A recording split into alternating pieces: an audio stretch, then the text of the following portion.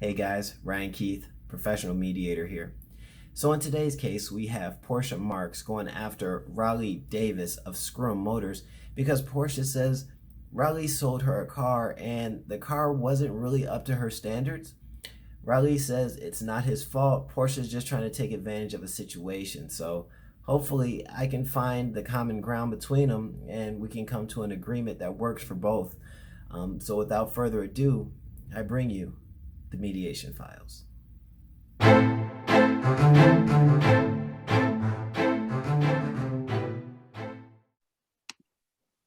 right, thank you guys. Appreciate you coming on my show. Can you do me a favor and just for the call, can you state your names and your occupations, please? Okay, so my name is Portia Marks, and I sell hair. I got the bundles if you need them for your girl. Okay. So entrepreneur. I'm assuming you work for yourself then, right? So what kind of hair do you got? Yes, I do. So I have 100% authentic possum hair. Everyone's selling horse hair and that Indian hair, but I get my hair from possums. Truth be told, possums are actually pretty versatile, even though it sounds crazy. Like you can use their hair, you can use their milk, and even if you really wanted to, you could pass off a possum's kidney for human ones on the black market. I swear I get the most interesting people. Okay, what about you, man? Hey, my name is Raleigh Davis, and I own Screw Motors, where we sell cars to people with challenged credit. We help rebuild their credit. All right, how do you guys do that? Well, say someone comes in with, a 400 or a 500 credit score, right? Well, we get them approved for a car loan at, say, only about 35, 38% interest. We tell them that if they make their payments on time for 2 years, we'll lower the rate and put them in something else. But they never make it 2 years before the car gets repoed. So we end up selling the car usually 2 or 3 times. That's a real good business model, man. Keeping the poor poor. All right. Anyway, so Portia, talk to me. What's going on? Hey Ryan, huge fan by the way. I love your show. I watch it all the time. I'm kind of excited to be on here. Okay, anyway. So I went to Raleigh for a car a few months ago because I recently went through a divorce and you know how that can be. It literally killed my credit. So I didn't have a lot of options when it came to getting myself a new car. Okay. Yeah, you're right. I've heard how divorces can mess up people's credit. I mean, fortunately, for me, I haven't been through my first divorce yet. I'm kind of waiting to find a chick that has everything so I could take it from her, ruin her real quick, and then, move on with my life. Anyway, go ahead. Sorry, my Oh bad. my Go. goodness, Ryan. Well, unfortunately, in my situation, there was literally nothing for me to take because my husband had a strange addiction. He was actually addicted to stripper fights. What are stripper fights? They're more like an underground stripper fight club. All right, so this is how it works. Mhm. Men put strippers in the ring Mhm. and make bets on who's going to win. So what ended up happening on this last fight, he actually bet our house on a single match that he thought was a sure thing, and he ended up losing, which caused me to lose it all. Okay. Sorry to hear that. Yeah, I mean, it was hard to go through, but it's okay. I bounced back pretty well. And, I was actually trying to use this situation right here to help. Okay.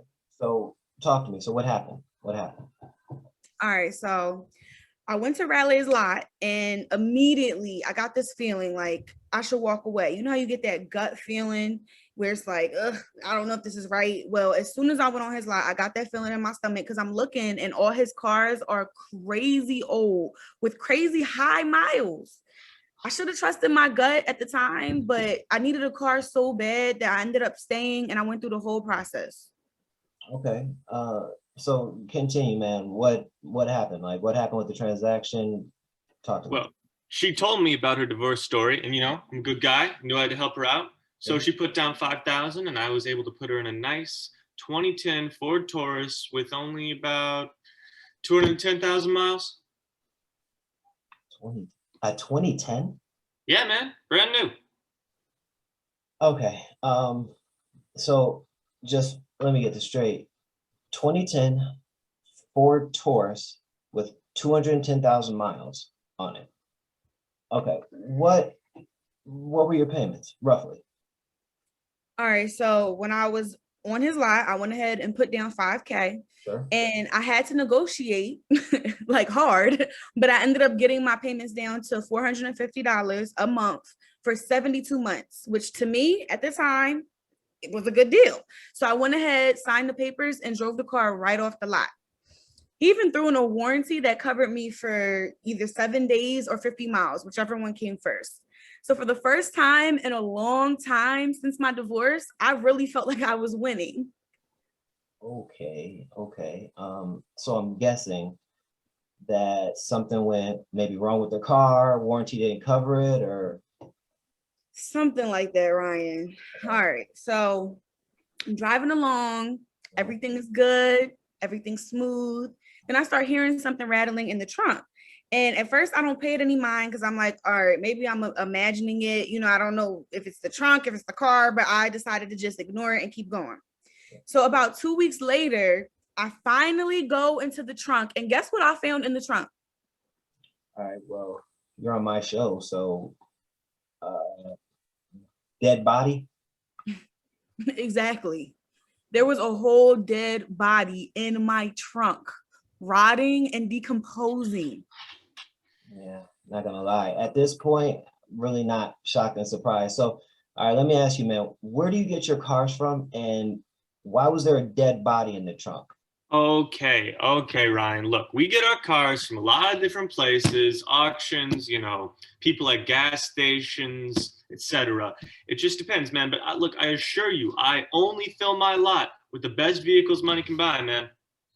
Mhm, mhm. So specifically, where did you get this car from? This 2010 Ford Taurus, an anonymous donor, Mhm. came from a drug deal that went wrong. Yeah. But I told her that because I specifically remember she asked me why the PIN numbers were scratched off. That's not saying anything about the body being in the trunk. So if she's driving around with a hot car, a dead body in the trunk, and you don't think you should give her her money back?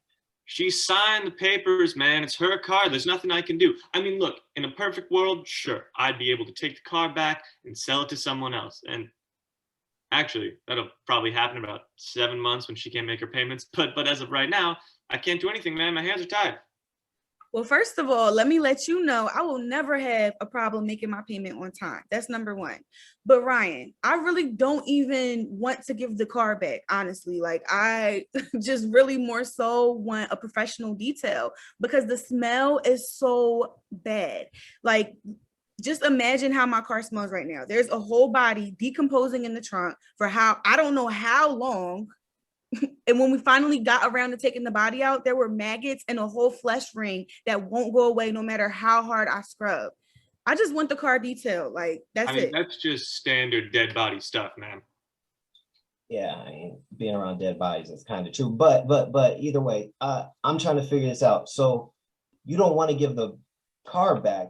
You just want a detail. Is that what I'm is that, and you're giving her a hard time about a detail. Yeah. Is that what I'm gathering? Ryan, I Right. run a business. Right. I'm a businessman. And if I went around giving out free details to everybody who found like one dead body in their trunk, I'd be out of business, man. That is not how I operate. If she had a problem, she shouldn't have bought the car. Okay. So especially with this case, I need to keep you guys out of court because if you go to court, a lot of questions are going to be asked. And I'm guessing the first question is probably going to be whose body is it? And the next question is probably going to be where's the body at now? Oh, those are both easy questions. One, my ex-wife. No. We're not, no crimes. We're not admitting anything on the show. Not at all. Man, give her a detail. And dude, be thankful that's all she wants, man. Because look, you could probably go to jail for this. There's a lot of evidence just on this call alone. Give her a detail, man. Okay. When you put it like that, it makes a lot of sense. But hey, I don't want people watching the show to think they can just come back when they have problems with the cars and I'm going to give out stuff for free. Yeah.